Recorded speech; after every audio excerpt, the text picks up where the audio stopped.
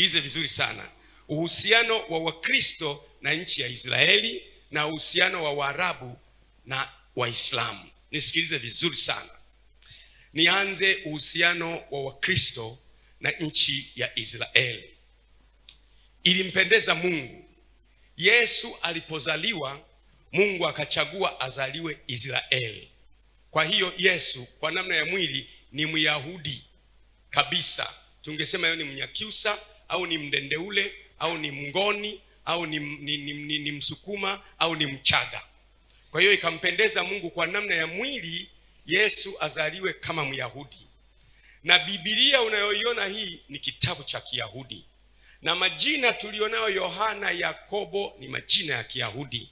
Na mira ya Biblia unayoiona ni mira ya Kiyahudi, na nchi ni ya Kiyahudi, na wanafunzi 12 ni Wayahudi, na mitume 12 ni Wayahudi, na wazee 12 wa kabila za Israeli ni Mayahudi wote. Kwa hiyo imani ya Kikristo shina lake ni Mayahudi. Umenielewa sasa? Imani ya Kikristo shina lake, mzizi wake ni Mayahudi. Huwezi kujitenga nao hata kama ufanyaje, kwa sababu ni mzizi, ndio shina. Na ndio maana lugha ya Wayahudi ni Kiebrania. Ndio maana unasikia tukiwa tunawafundisha kuna wakati mwingine tunasema kwa Kiebrania, kwa sababu ndio lugha mama aliyokuwa anaongea Yesu. Kwa hiyo hakuna namna yoyote unaweza ukajitenga na Wayahudi wa Israeli na nchi ya Israeli. Yesu alizaliwa katika nchi ya Israeli, alikulia katika nchi ya Israeli, akafa katika nchi ya Israeli, akazikwa katika nchi ya Israeli. Atakaporudi mara ya 3 kuja duniani, Biblia inasema atafika mwenyewe, atakanyaga juu ya mlima wa Mizeituni, na mlima utapasuka vipande viwili.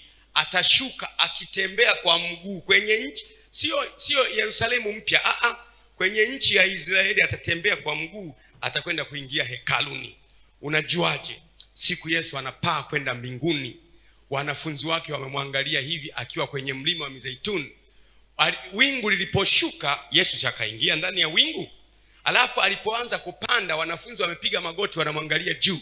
Wakatokea malaika wakawaambia, enyi watu wa Galilaya, huyu Yesu mnayemwona akitwaliwa kwenu vile vile atarudi tena vile vile hapa. Ina maana atarudi kwenye mlima wa Mizeituni kabisa hapa hapo. Kwa hiyo ni nchi ambayo Yesu alikanyaga miguu yake akiwa amezaliwa, alikanyaga miguu yake akiwa amefufuka, atakanyaga miguu yake akiwa anarudi duniani mara ya 3. Kwa hiyo sio jambo dogo, ni jambo zito. Lazima ardhi hiyo iwe na vita kali sana. Biblia ni ya Kiyahudi, majina ya Wakristo ni ya Kiyahudi. Yesu ni Uyahudi, alizaliwa Uyahudini, akafia Uyahudini, akazikwa Uyahudini, akafufuka Uyahudini, na shina la Wakristo ni Israeli. Umenielewa eh? Kwa hiyo hakuna namna yoyote ikiguswa Israeli hutasikia kitu fulani. Nirudi upande wa pili.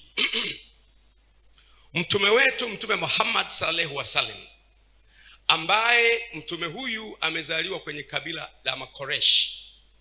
Makureshi ni kabila la Waarabu, na yeye mwenyewe ni Mwarabu. Na alipoanza kazi ya kufanya kueneza Uislamu duniani, alianzia pale. Na yeye ni Mwarabu, na Qur'an ni kitabu ambacho msingi wake ni Uarabu. Na ndio maana leo unaona Qur'an yetu tunasoma kwa Kiarabu. Na majina yanayoitwa ya Kiislamu ni ya nini? Ni ya Kiarabu. Kama ambavyo unaona majina ya Kikristo ni ya nini? Ni ya Kiyahudi.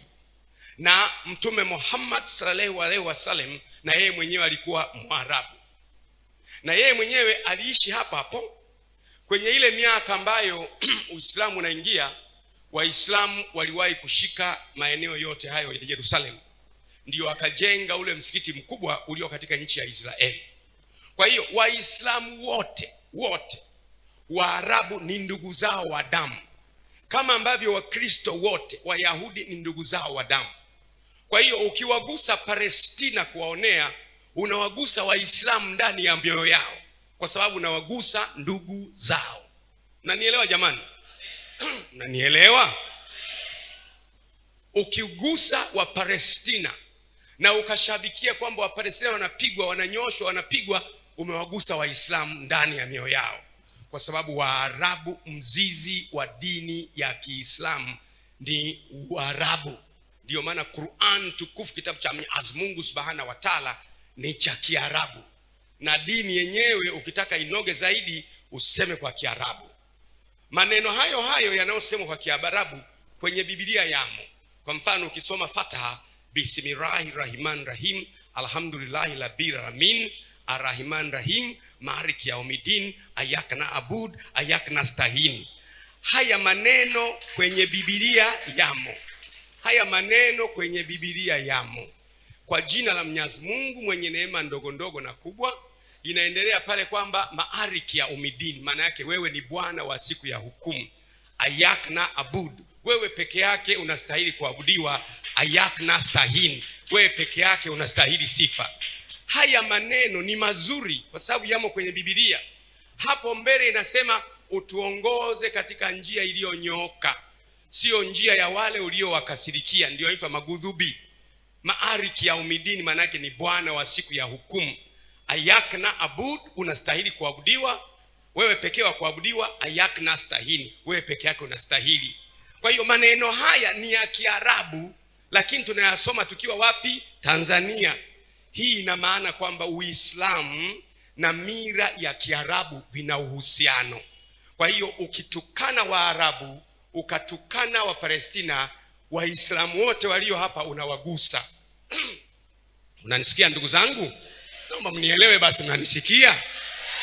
Mimi naelezea msimamo unaweza kutuweka salama. Ukitukana Waarabu, ukatukana wa Palestina, ukashabikia wanavyopigwa, maana yake wewe tayari umewaudhi Waislamu wote, kwa sababu Waarabu ni ndugu zao. Mzizi wa Uislamu ni mira na tamaduni ya Waarabu Makureshi. Mira ya Kikristo mzizi wake ni Israeli. Sasa wenye mzizi ndio wanapigana, yaani kishina cha Ukristo na kishina cha Uislamu vinapigana. Sisi tunyamaze kimya.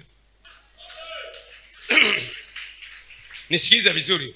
Sisi kama taifa haitakiwi Wakristo wa Tanzania tusimame tuanze kusema oh Israeli, Israeli, Israeli. Tukisema hivyo tunawagusa Waislamu, kwa sababu wanaopigwa ni ndugu zao. Waislamu nao hawatakiwi wasimame waseme Palestina. Wakisema hivyo maana yake Wakristo, kwa sababu mzizi wao wa Uisraeli unapigwa, na wenyewe watanyanyuka. Waislamu mzizi wao wa Uarabu unapigwa, na wenyewe wataamka. Kwa hiyo vita itaanza kwenye kila taifa. Taifa lolote lenye akili na kiongozi yote mwenye akili anatakiwa washauri watu wake. Siasa ya Mashariki ya Kati, pamoja na kwamba inatugusa, tuwaachie wenyewe. Si tuendelee kutafuta maji, tuendelee kufanya kilimo, tuendelee kujenga nyumba, tuendelee kuleta umeme, tuendelee kuwasomesha watu, tutulie na siasa yetu. Bahati nzuri Tanzania tumejaaliwa na Mwenyezi Mungu kwamba tuna uwezo wa kuvumiliana. Mimi kuniona niko kwenye maulidi ni jambo la kawaida. Wiki iliyopita nilikuwa kwenye maulidi, ni jambo la kawaida. Kwa hiyo ili nchi yetu iwe na utulivu, asipatikane mtu hata mmoja wa kushabikia Israeli, Israeli, Israeli. Asipatikane mtu mmoja wa kushabikia Palestina, ingawa tunaguswa. Kama yanakugusa basi piga magoti umombe Mungu.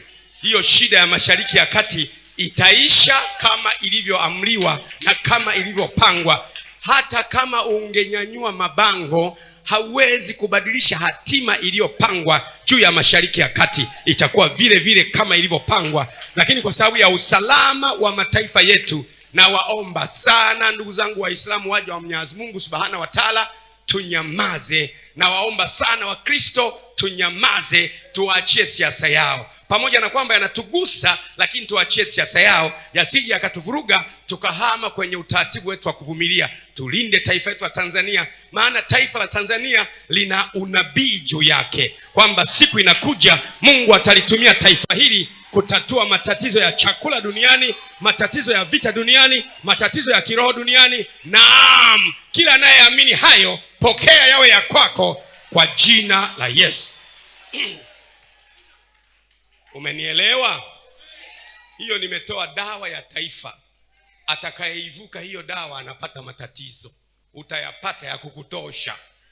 Narudia tena, nimetoa dawa ya tatizo la kitaifa. Utakayevuka pale utapata matatizo kapu la kukutosha.